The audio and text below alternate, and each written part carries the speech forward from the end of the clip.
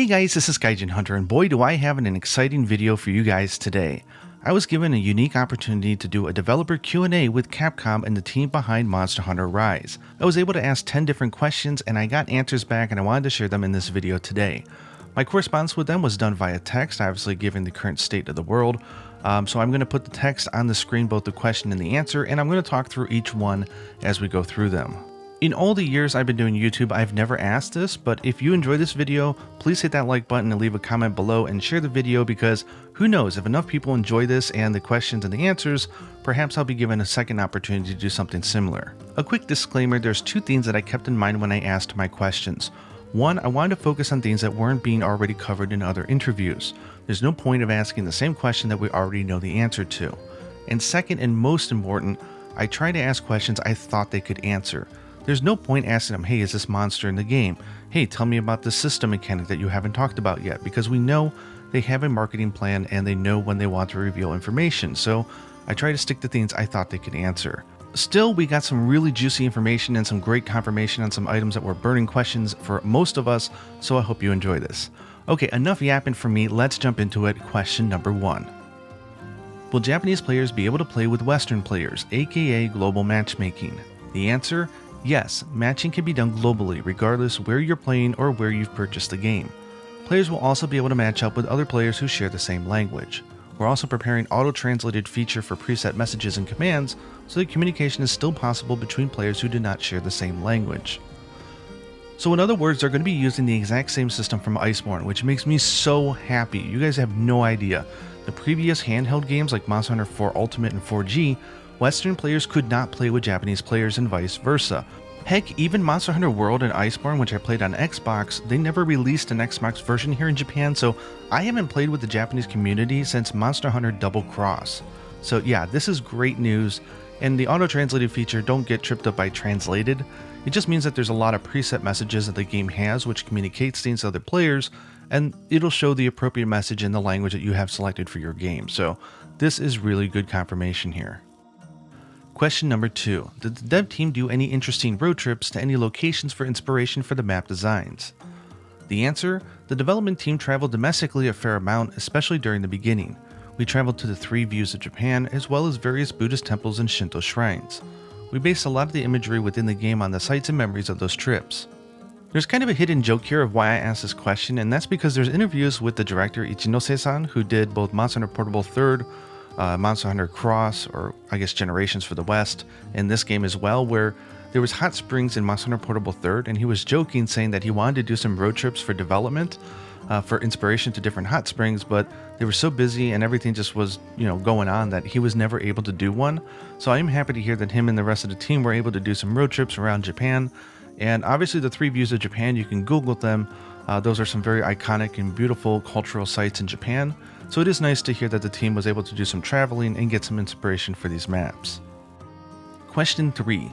Ichinose-san is known to play Hunting Horn. Does he still play Hunting Horn in Monster Hunter Rise? The answer: I haven't actually touched the Hunting Horn in quite some time, but I primarily used the Hunting Horn in the past year when working on game balance. After discussing changes with the designer responsible for player actions, we added a feature where a player can select a note through button prompt when unsheathing their weapon. It does take some time to get used to, but allows players to immediately work with the musical notes, so it can be a lot of fun. So this is one of the more exciting changes I can't wait to see implemented in the game, but the Hunting Horn, each attack, whether it's the X, the A, or X and A button, they they produce a different note, and the unsheathing attack has always been the X button, meaning that you're stuck always getting that note.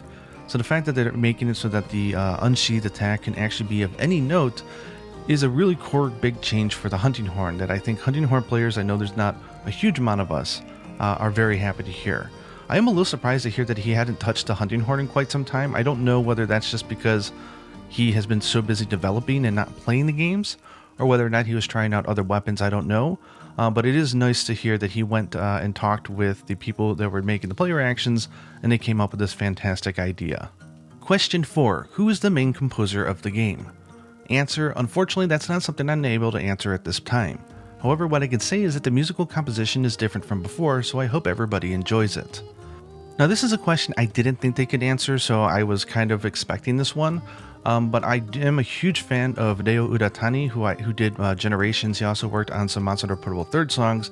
I have a feeling he is a possibility of someone who's coming back as the composer, or maybe they go way out and like use the same composer for Okami, which is Rei Kondo. That would be awesome as well. Either way, we did get a preview of some of the music in the gameplay clips and also that character create screen. And honestly, so far, it sounds very different from everything we've ever heard before, and I love it. So can't wait to find out who the actual composer or composers are, and to hear some more of the songs. Question 5. Were real dogs or wolves used to make the sounds of the Palamutes? The answer? Initially, we attempted recording the dog audio using human voices since we heard it would be difficult to capture actual dog sounds. However, it was too obvious that the audio was created by humans, so we ended up recording real dogs. Both the canines and felines have 100% authentic audio. This makes me so happy to hear, and honestly, I thought it was a dead giveaway. This was asked before they did the clips of like petting the dog, so you can hear like the whimpering and the howling and how real it is.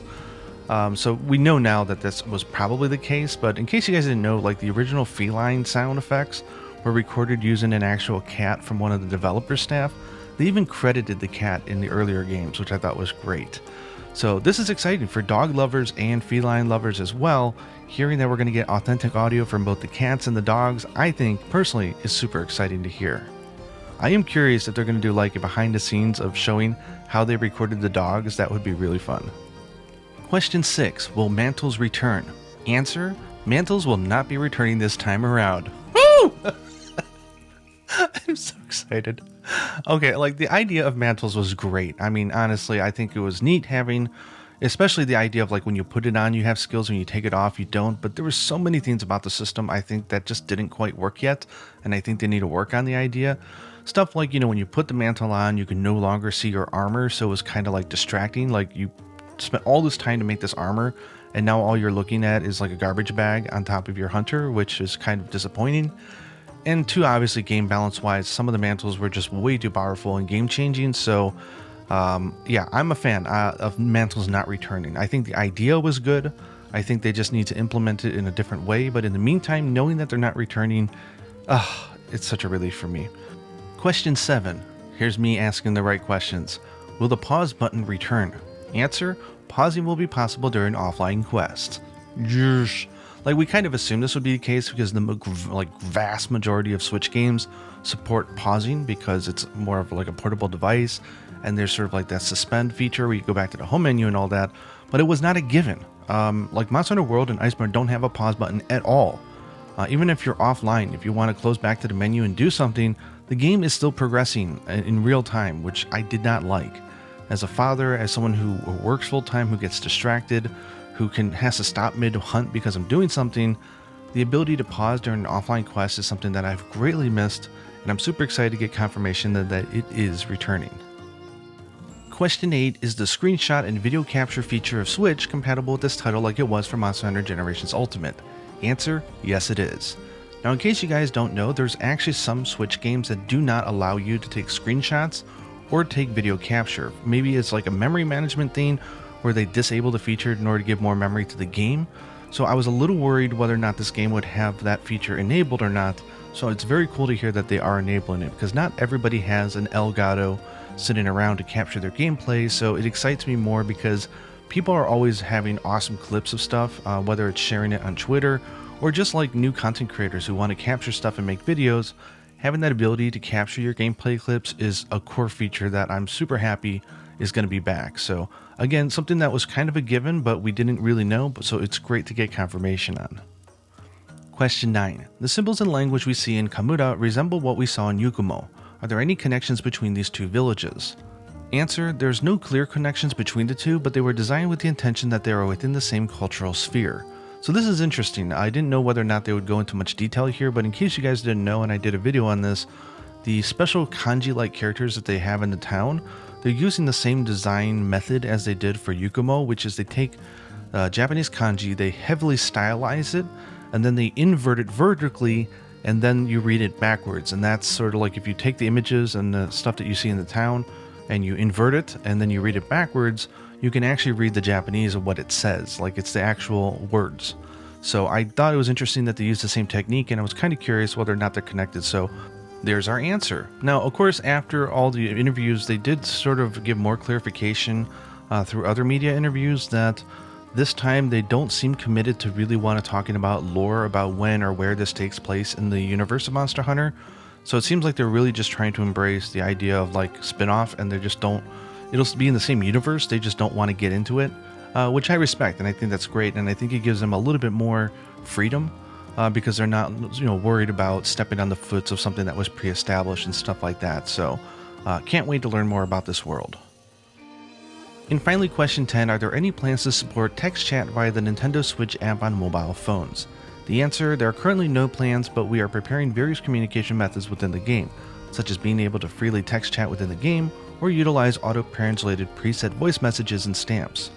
So this was kind of a niche question, but I didn't think they would support it, but I wanted to ask anyways because I know some people enjoy chatting a lot and using keyboards, so I thought they might be interested to find out the answer to this. However, I am really interested in the fact that they have not only these auto-translated preset messages like text, but also preset voice messages. So this is like probably one of those things where if you choose to have your hunter speaking, and I don't know, maybe you get to choose like the voice, I don't know. You'll be able to choose like which message your hunter is going to say at what time, like, hey, I set a trap or something like that. I think that's really cool that the voice messages are going to play into these auto messages as well. That's something I actually didn't even think about. So very cool to get that answer from this. Also, if you have not been seeing their Twitter or Facebook or their social media posts, like they are going ultra cute and stylized when it comes to these stamps and sort of like these GIFs and images that they're making. So I'm actually really excited for stamps this time, where before they were just kind of cute. Like I just love the art style they're using. Like look at these line stamps that they have in Japan. Imagine these in the game. That's going to be so sweet. And that's that. So let me know down in the comments below if you enjoyed these 10 questions. Let me know about your thoughts about their answers. Again, I didn't ask things that I knew that they couldn't answer. Like I wanted to ask them, hey, is there going to be a training arena this time like there was in World and Iceborne? Hey, is this monster going to be back? And stuff like that. But we all know that they're not talking about those things until they're ready. So hopefully you guys enjoyed these questions. I don't know if I'll get the opportunity to do this again, but it was super great. I'm so thankful to Capcom for making this possible, to ask these unique questions and get these answers back to them. And I am so excited for the game. We're less than 4 months away. So hope you guys enjoyed this video. Let me know your thoughts. And until next time, happy hunting.